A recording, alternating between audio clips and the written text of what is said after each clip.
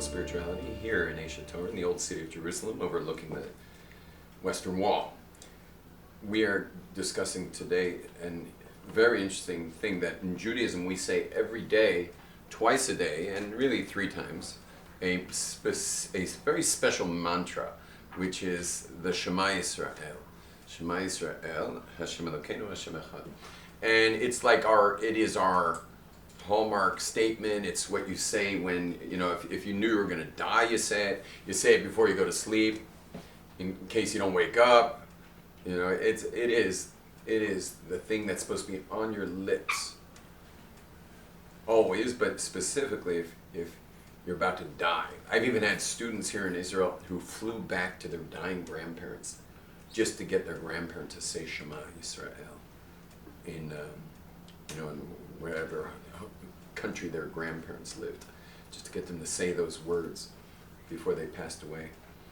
Anyway, they are, so we're going to go into it a little bit, and I wouldn't mind a whiteboard actually, so I'm going to send this thing away.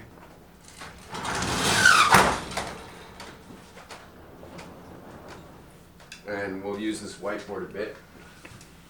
So there's a couple cool things you got to know about Shema.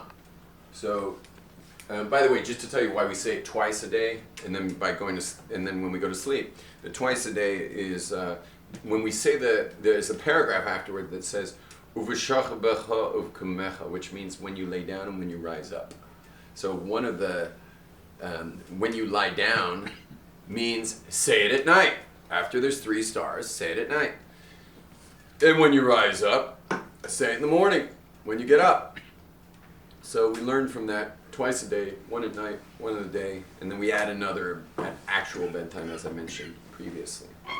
Now, Shema Israel is pretty cool in that it's got a shin to begin with, and then it's got a mem, and then it's got an ayin.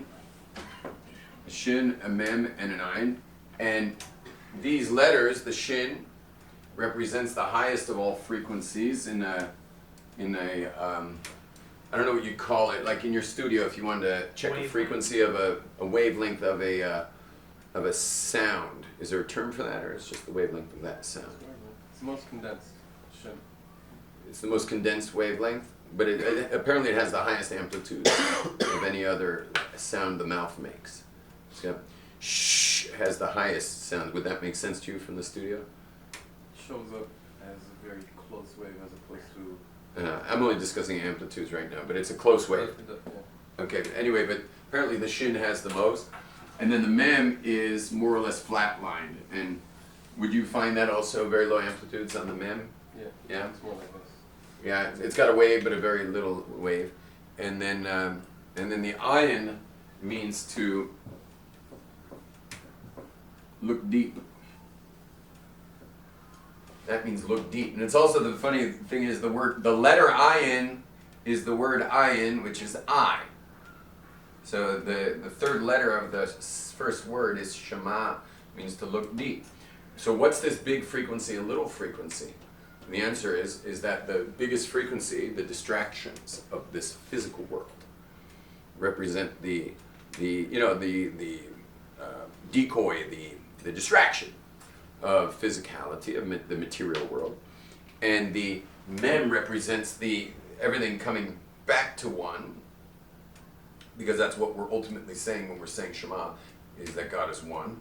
And so we bring it back to one, and the ayin sends you in deep, layin, to go iyun, to go in deep. So when you go in deep in Judaism, you're looking deep into something. That's the word ayin, or iyun, means to look deep. Yeah? How does the mem bring it back to one? Because it's the lowest frequency, but that's an excellent question. I'm going to segue off that. The shin represents fire, and it's even the shape of a bonfire. Okay? And the shin represents fire. What does fire do? It causes expansion. Things expand the more you heat them up. Represents expansion, direction. North, south, east, west is the expansion. And then the mem, so this represents expansion. I'm not going to write expansion because I don't have room. And then the mem represents water, which is, for example, mayim. And water represents contraction. So it's fire is expansion, the physical expanded world, and the mem represents contraction, where we're going from expansion to contraction. This is in general, it's interesting because usually in spirituality you're feeling contracted and you need to expand. You know, if you're feeling a constricted consciousness and you want to get to an expansive consciousness. Shema is a little different. Shema is saying your distracted consciousness in the physical world needs to focus itself. And that's why we actually cover the eyes, because we're not looking out, we're looking deep. And I'm going to actually not only close my eyes, I'm going for the double covering. Now everyone take your right hand just to see what I'm talking about. Everyone free up your right hand. If you're wearing glasses, you can take them off a second. And close your eyes, you'll see it. Don't cover your eyes with your hand, just close your eyes. You'll see it's still quite bright. And now take your right hand and cover your eyes tight, and you'll see it goes pitch black. So now it's totally black unless you've been on psychedelics recently, and then you're seeing multicolored patterns right now. But otherwise it would be pitch black. Now take your hands off your eyes, and that's what we do when we say Shema. Why? Because we're talking about the oneness of reality. When you're talking about the oneness of reality, you don't want to see the distinctions, you don't want to see the tree of distinction. You don't want to see this versus that. There's a bottle, there's a table, there's an eraser, and there's a pen. These are distinct realities. And when you're talking about the oneness of God, you don't want to see the distinctions in the rest of the world, in the physical world. And that's why we cover our eyes when we say Shema. And it goes even further. I'll go a little further. Is the Shin is related to the element carbon, which is fire, and the Mem represents the element of hydrogen, which is, we call it H, and a Yud, which is just floating up there in space, represents oxygen, the O. And so what's interesting you'll see is that all languages in the world are symbolic, meaning this cup, you'd say, is a cup of water, yeah? But it's not water. It's molecularly 2 hydrogen and oxygen, and a whole bunch of those, you understand? We use the word water as a symbol to recognize this substance so that you can ask for it. Yeah, you can talk to a plumber and say, we need to hook up our water, please. So we use the term water, or Wasser, or agua, or aqua, and these are symbols, but they're not the thing. In Lashon HaKodesh, in the holy tongue of Hebrew, the Hebrew is the thing. It is the thing. And so, for example, water is, like we said before, it's 2 hydrogens and an oxygen. So water is 2 mems and a yud. Yeah? It actually, mayim is 2 oxygens and 2 hydrogens, meaning it's the thing itself. The word water is the thing. A dog is kalev, and the word dog means loyal. Kalev, though, in Hebrew means, is that a segel or a segel? The word kalev is a dog, but it means loyal. I mean, what animal in the world likes to hang around people, like with insane loyalty, like crazy loyalty? But it turned out, I just found out because they just found an 18,000-year-old frozen dog in Siberia, and they had it's gotten a name. I forget the name. It was dog something, but it comes from the word dog means loyal. I didn't know that, but in that part of the world, the word dog means loyal. It's a little long. It's like dogger or something. I don't know. So that means loyal. The sun is a burning ball of hydrogen. Okay? A burning ball of hydrogen. It's called in Hebrew shemesh. It's hydrogen engulfed in flames. Okay? So that's the shemesh, that's the sun. Okay, the Rosh Hashanah, the word Shana. I don't know all the Kabbalistic things about it, but it does equal 355. Shin is 300. And 55 equals, year. The 355 days of the year. So that's the year. And this is water, H2O. And this is water in Hebrew, same makeup. And this is dog or loyal. Kalev means like a heart. Okay, loyal means like a heart. Howdy, pilgrims. Hebrew? English? We were just talking about how water is the lunar year is 355. We were just talking about how the word water in Hebrew. Did you know that the word water in Mayim is actually two H's and an O? Huh. Wow. Understand? I mean, I'm 90 degrees. It's two H's and an O. So we're talking about Shema. Oh, the sun, Shemesh, is a burning ball of hydrogen. So the shin represents fire, or a sin, and it's got the biggest expanse of any sound the mouth makes. And the mem represents contraction, like a mikvah, which is water. Think about a mikvah. It takes a scatterbrained person or a scattered person and tightens them back up to, purifies them because they've been all over the place. And like when a woman has menstruated, so that's a scattered potential life. And now she goes to the mikvah. She has to go into the water to tighten herself back up. When a man there's been seed released. Yeah, not that a man would ever do that purposely, but if there's seed released, so he goes to the mikvah. When a man works all week and he's scattered into like making it financially and doing what he has to do to make a living, or a woman's doing what she got to do to make a living, come Shabbat, Friday night, you know what the men do in our community? They all go to the mikvah to take their scatterbrained business money mind and reconnect themselves to from that scattered like making it headspace to a Shabbat headspace, and they go to the mikvah before the Sabbath. Okay? So anyway, but that's fire, that's water, and then the ayin is to look in, to go deep. Well, what are we going deep into? So we're going deep into the word Yisrael. Not into Yisrael, sorry. Shema, it's not just Shema, it's Shema Yisrael. That whatever we're about to say, which is the most important thing in the world, that all there really is God and everything else is an illusion. That when we're about to say this whole world is just a digital simulation, and all there really is God. Okay? And by the way, I want to distinguish Judaism from the softcore monotheists. Softcore monotheism is the belief in one God. Hardcore monotheism, which is Judaism, is the belief God is one. What's the difference between belief in one God versus the belief that God is one? You ever thought about that? The belief in one God is you think we're real, and we believe in some Krusty the Clown God out there. There's some God out there. Whereas God is one, Hashem Echad, He is one, lo sheyesh echad memenu.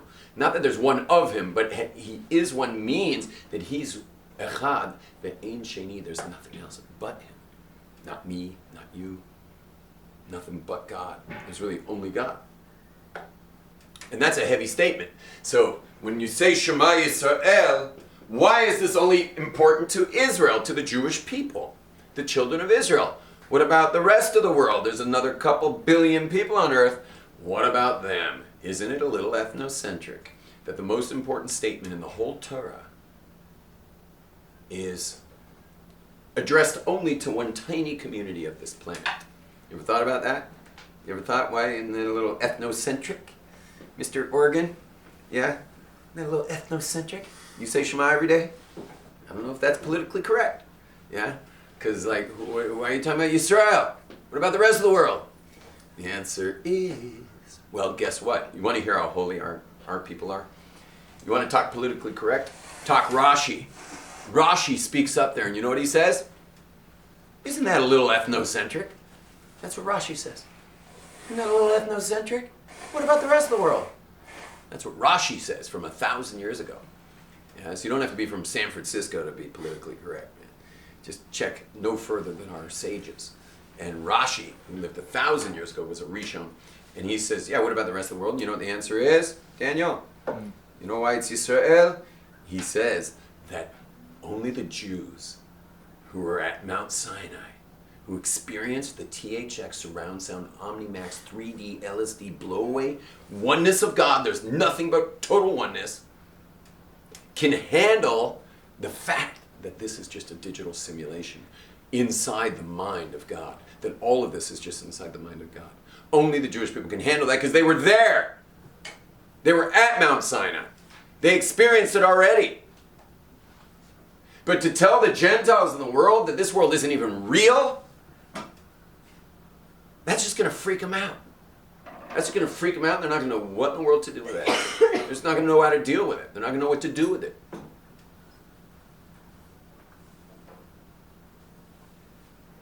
And guess what else Rashi says? Till the end of days. Till the end of days. What's the end of days? The end of days is when the Gentiles of the world will totally get it, that this world's a digital simulation.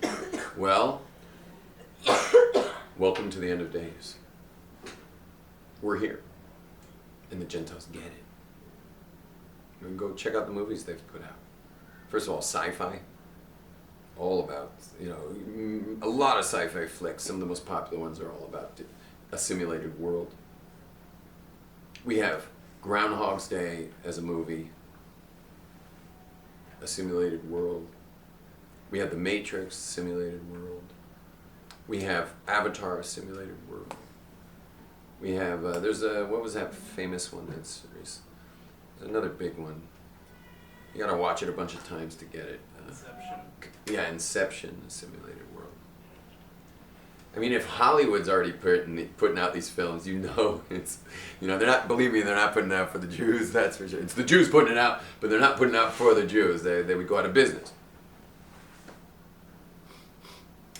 And not to mention that this final move in history is coming all after the end of the psychedelic age of the 60s, when everyone got that firsthand. They got the oneness of God firsthand. I mean, remember what I said before. Rashi was saying the Jews, they were at Sinai. They've had this firsthand. You can tell them that their world is an illusion, a figment of God's imagination. You can tell that to the Jews, they were there. But today you can tell it to the Gentiles because they were also there in the 60s. They had their own little Mount Sinai experience. Mount Woodstock. Yeah. They had that whole experience, and ever since then we've inherited their world. I mean, we see that world through their eyes. If you're raised from, parents who were teenagers at that time of the world, or you yourself were a teenager, but if you're raised by them, you never even have to, you don't really have to ingest anything it's in your mother's milk already, that the oneness of it all. An interesting thing, and I don't want to embellish too much on this, so please stop me after like a minute or two. But an interesting thing is how it led its way to left-wing liberal denial of all binary reality, like we're all the same and everything's the same. How did it go there? Because it should have just gone to God, and then you'd be like, okay, there's a God. He created the world. Everything in the world seems to be binary, and so since everything's binary, so maybe we should embrace that because God made it that way. Like, it's not, I don't have this gender, arbitrarily, but like it's part of reality, and we should be embracing it. You would think that the hippie movement would have been the ones who would embrace that the most, but they're actually the progenitors of the era we now live in, where nothing can divide anything, no distinctions anymore. It's all the same.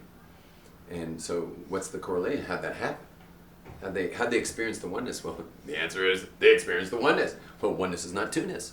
Oneness is not binary. And once you've experienced enough oneness, and they experience plenty of it, Once you experience enough oneness, nothing divides us, and there's therefore no divide. So then, what's their problem? So they don't have a problem, and they're right, except for one little thing. You know what that one little thing is? I'll give you $50 if you can say what that one little thing is. But I'm going to count down from 5, 4, 3, 2. No one wants to take a shot for $50. 1, prophecy. Had it not been for prophecy, we'd be all running around with rainbow banners all day. But we had prophecy. There was messages sent down. And one of those messages comes in the form of this here book. And this here book is a prophetic document. And it tells us about the binary nature of things. And that God created this place, and it was meant to be the way it is. And it's not to be messed with. Things are binary, and that's okay.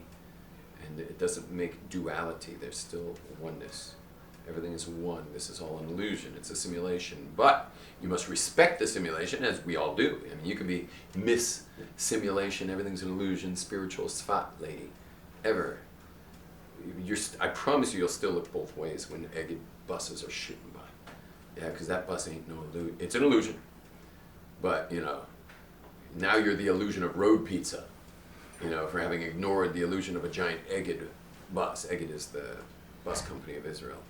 Yeah, you understand? Like, you can be as spiritual as you want. You still look both ways before you cross the street, because the simulation's kind of rough. A little rough. It's a rough simulation. So I can just tell you that as a surfer, because when I'm out surfing, sometimes, like last week, or was it this week? What's today? Sunday? Last week, the waves were quite large, and there were a couple of hairy moments, and I was coming from, like in a very spiritual space usually, and thinking how everything's one. But the illusion was a little rough out there. Okay. So what's the intention then? When we get from the shin to the mem, when we cover our eyes and see everything is one, but in my mind, although I can't see with my eyes that everything's one, but in my mind I know that. Right when I take my hand away, everything's going to be there again. The illusion's back there. That's right, because you're still here. Do you not want to be here? Well, Of course, when you take your hands off what's the here. difference where I am? What's that? If everything's one, what's the difference where I am? While you're saying Shema, that's the thought you should have. When you're done saying Shema, you should get a job.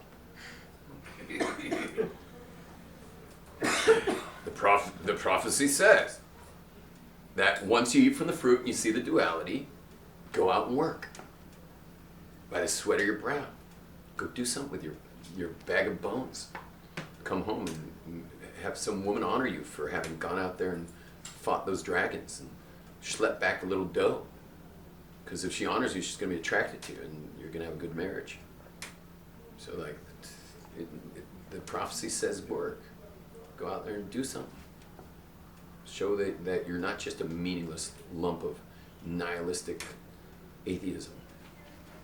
Yeah, you're actually, you can move your bag of bones around, and people might value that such that they would hand you a little money for something you did. And you could go home and sleep at night knowing that your body does something other than just think about the oneness of God. So you need both. And think about the word Adam. I'm talking about Adam right now. And the name Adam itself is made up. Let's look at Adam for a second. First of all, it means, the word dumb means to be like something. It means to emulate something.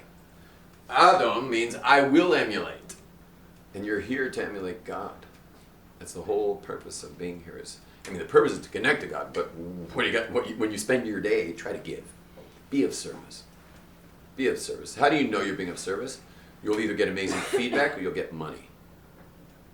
But be of service here. Be like God in that God is the causer of creation. You go cause a little creation, maybe feed somebody. Hand someone some granola or a fruit juice or something, and feed somebody. Go to sleep every night having served somebody. And if you're not getting feedback, either in money or in words, you haven't done enough. Keep going till you get feedback. If you need more feedback because you got more mouths to feed or something, pump it up. Go to the next level till you're getting the feedback that feeds more kids in the house. If you got more kids to feed, just keep going. And you go to sleep every night knowing you have a meaningful life, not some nihilistic, half suicidal insanity that people who want to deny prophecy have to deal with.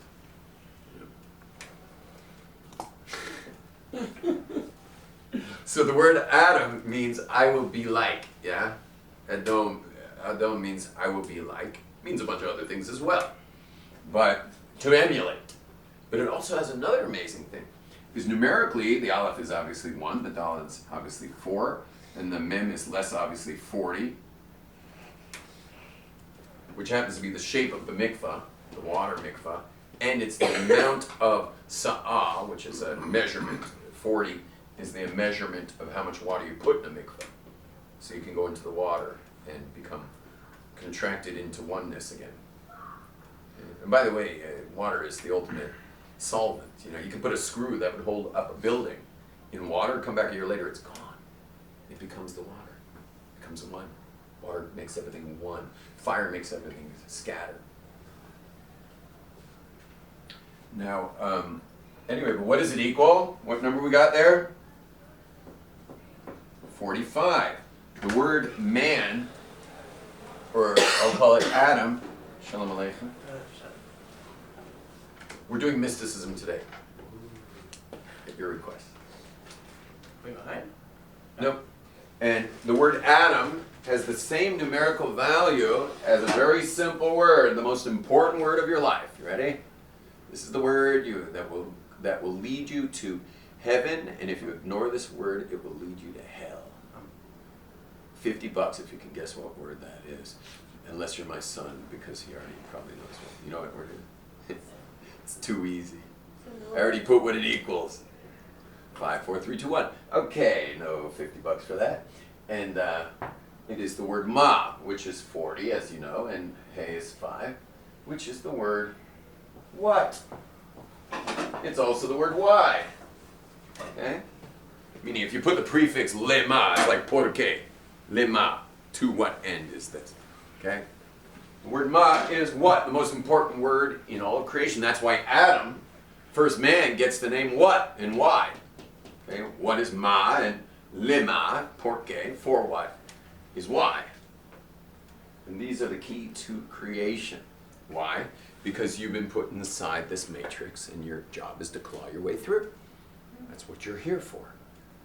You're only here to connect to God. But how do you connect? I don't see him. How am I supposed to connect? And the answer is, well, you have a fiber optic link. Oh, do I? Where's that? The answer is your consciousness. My consciousness? Yes, your consciousness. Where did it come from? Someone created it. Can you create consciousness? Can you? You can create a physical child. Can you create consciousness inside that child? You cannot. Can't create consciousness. It's one of the interesting things that we have something you cannot create. Some believe this is one of the most pure proofs of God there is that you cannot create consciousness. And yet you have it. Everyone has something that can't be created. Well, I wonder where that came from. Well, the answer is it came from a conscious being, obviously, because some kind of conscious being must have made the consciousness. But human beings are conscious beings, but they can't make consciousness. And also, the fact that consciousness doesn't exist physically is pretty interesting. I mean, there's no eye in an MRI. How do you find the eye in an MRI? There's no eye there. There's only brains, neurons. And you're not a neuron. I hope. If you're a neuron, you're having a real bad hair day. I'll tell you that. Yeah. You ain't no neuron. Neuron's a microscopic little guy with a bunch of octopus tentacles coming off of him. That ain't you. Your neurons report to you. You are that awareness that the neurons report to. And that's a consciousness. And that does not show up in the physical world, yet you have it. And we are all created from it. But if you do not claw your way, as Adam's meant to claw his way, the whole purpose of human beings is to claw their way through this physical world. And to get answers, and to get more answers, and get answers, and don't stop asking. You got to go by the U2 song. And I still haven't found what I'm looking for. And I still haven't found what I'm looking for. I met people, especially around Jerusalem, who they found God, and they found Judaism, and they found now, they got their kippah on their head, and they got their cosmic dental floss, and they're just like, Havana, Havana. And they're exhausted from searching, because they've been searching for years and years and years. They're exhausted from searching, and they finally found. That ain't Judaism. Judaism, you keep clawing, you keep clawing.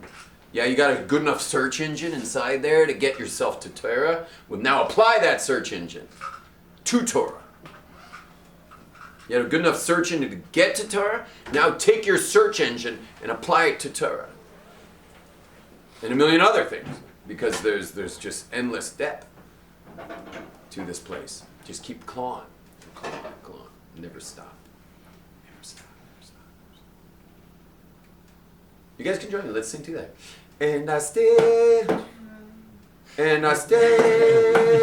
haven't found what I'm looking for. Anyway, you guys get the picture.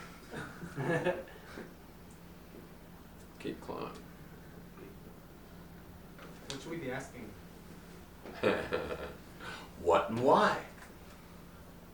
Shema is not a statement, it's a question. Why? There's so many different words for hearing. Why that word? And the answer is that Shema is different than other words. It does not mean the physical hearing. It's the inner integration. The word Shema, someone might say, whoa, I hear you, brother. You might hear that. I hear you. So when you know what I'm saying, that's different. It's a little different from having heard sound waves. So that's what it's saying here. It's a type of listening that gets integrated. Yes. Yes, my son. If I have 30 seconds to concentrate on the Pasuk Shema Israel Hashem Elokeinu Hashem Echad, Yeah. what should I be focusing on? Because if I go this deep on every letter of Shema Israel, Yeah. you're going to be after Shema Israel by the time I finish. So if you really want to go deep on this, then you do it way before they're going to go to Shemona Esrei. You've already got your little corner in the shul. There's always that guy, that's got his tallis over his head and he's just gone, and he's just trying to time things well. Because for those who don't know, when you get to the silent meditation, you really ideally should do that with the communities when they get there.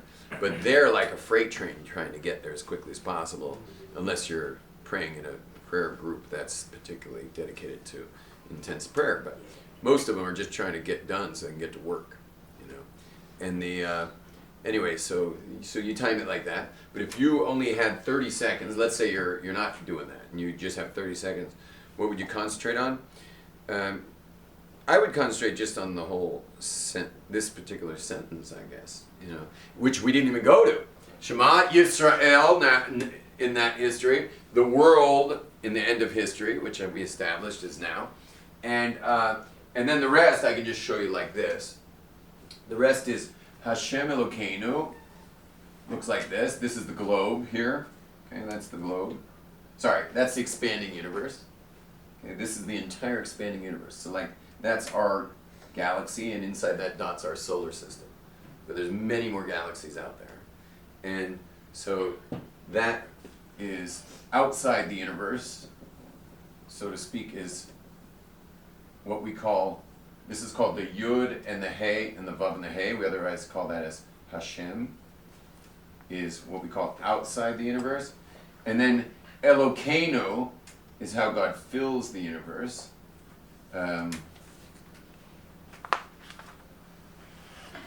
I'll just put it like that. I'll just put it like that. Represents how God fills the universe. So what we're saying is, I'll just put the globe, I'll put you here. That's you, okay? You're inside the physical universe, obviously not to scale. And so what you're saying is Shema Israel, we spoke about.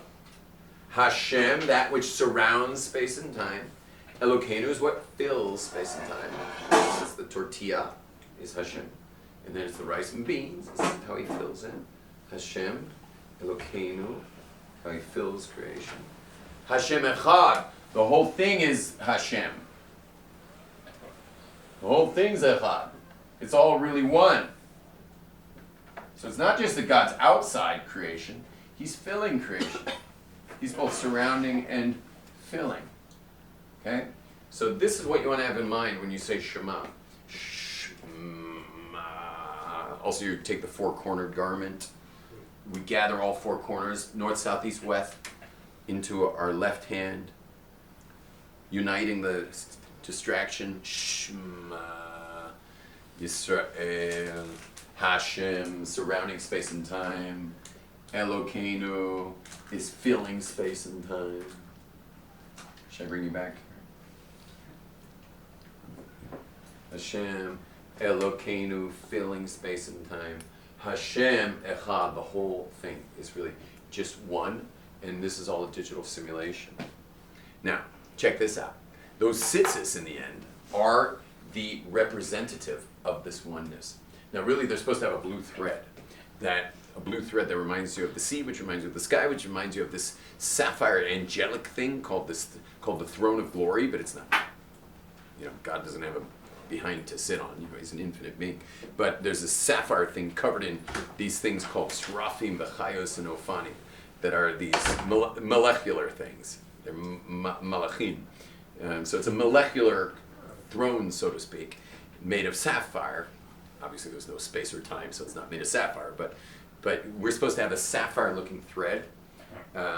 They've found it, but we don't necessarily all wear it. You know, it depends on your community if you wear it. And anyway, but when you get to the end, you say the paragraph commanding us to wear this thing that's called tzitzit, which also means to glance or to glimpse or to peek at these. You rub them, touch them to your eyes. Why? Because it goes on to say,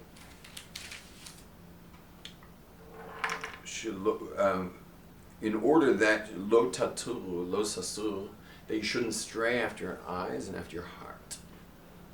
Why would you stray after your eyes and after your heart? The answer is because the physical world, it draws you in, it lures you. So you shouldn't get mixed up inside the physical world. But then it says something really weird.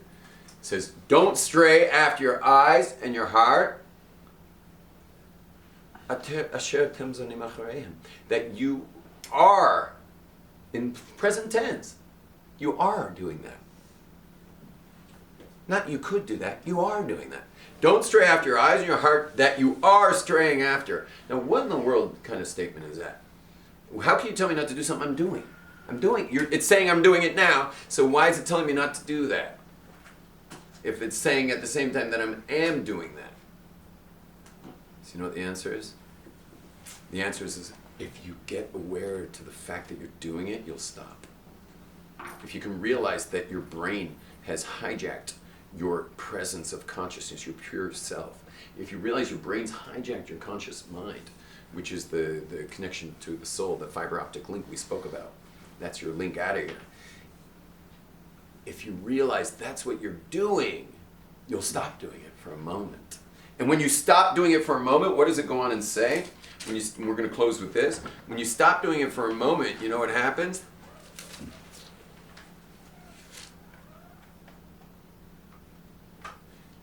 It says, Laman, stop doing it in order, tizkaru, that you will remember. I'm not going to go into what that's all about and why it's saying remember. V'asisem es kol mitzvasai, that you remember to do all my commandments. Okay, that's fair enough, we'll leave that. V'yisem, what? Kadoshim leilokechem, that you'll be kadoshim. What does kadoshim mean? That you, I mean, we think of the word holy, but it doesn't mean holy. It means you'll be transcendent to your God.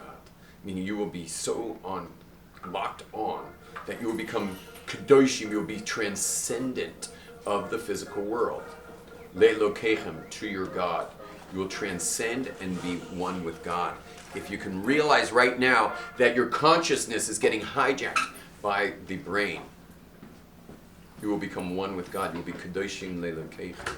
And what's the very next line? Another commandment that you should say twice daily, that God took us out of Egypt. Well, tell me then, what is Egypt? Egypt represents the contracted consciousness of someone who's been hijacked by the brain. And the coming out of Egypt represents the expanded consciousness of someone who's been released into a personal redemption. Is it our brain or yisrael? Thank you very much. Shalom, everybody. Shukr. I'm sorry? Is it